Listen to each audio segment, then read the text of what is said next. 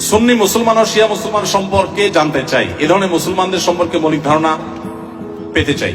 দেখুন, সুন্নি হলেন কোরআন এবং নবী করিম সাল্লাল্লাহু আলাইহি সাল্লামের সমস্ত হাদিসগুলো, বিশুদ্ধ সূত্রে বর্ণিত সমস্ত হাদিসগুলোকে যারা মানে, নবী সাল্লাল্লাহু আলাইহি সাল্লাম এবং তার সকল সাহাবী, তার পরিবার বর্গ সবাইকে যারা মানে, এদেরকে বলা হয় সুন্নি।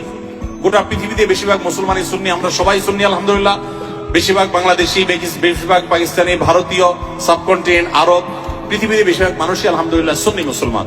এবং সুন্নি মুসলমানদের বৈশিষ্ট্য হলো তারা কোরআনকে এবং সুন্নাহকে অনুসরণ করে, সুন্নাহ অনুসরণ করার জন্য সুন্নি বলা হয়। আর শিয়া হলো সেই সমস্ত মানুষেরা যারা আল্লাহকে মানে, নবী সাল্লাল্লাহু আলাইহি সাল্লামের নবুয়তকেও মানে, যদিও তাদের একটা গ্রুপ নবী সাল্লাল্লাহু আলাইহি সাল্লামের নবুয়ত নিয়েও সন্দেহ করে। আর এর পাশাপাশি তারা শুধুমাত্র নবী পরিবারের সদস্যদেরকে মানে, সাহাবীদেরকে তারা মানে না, বরং সাহাবীদের সাথে শত্রুতা বিদ্বেষ তারা জ্ঞাপন করে, লালন করে।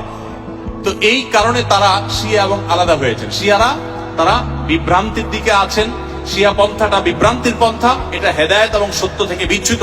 নবী করিম সাল্লাল্লাহু আলাইহি সাল্লাম বলেছেন, আমার পরে তোমরা আমার সুন্নাত, আমার খলিফাদের সুন্নাতকে আঁকড়ে ধরবা। নবীর সুন্নাত এবং আদর্শ যদি কেউ আঁকড়ে না ধরে, সাহাবীদের যদি আদর্শকে কেউ যদি ইগনোর করে, সে কখনো ভালো মুসলমান হতে পারে না। এজন্য আমাদেরকে সতর্ক থাকতে হবে এবং ভালো মুসলমান হতে হলে অবশ্যই কোরআন ও সুন্নাহ উভয়টাকে অনুসরণ করতে হবে। শিয়াদের মধ্যে কিছু কিছু গ্রুপ আছে যারা বিভ্রান্ত, পরিপূর্ণ ইসলাম থেকে তারা বাহির হয়নি।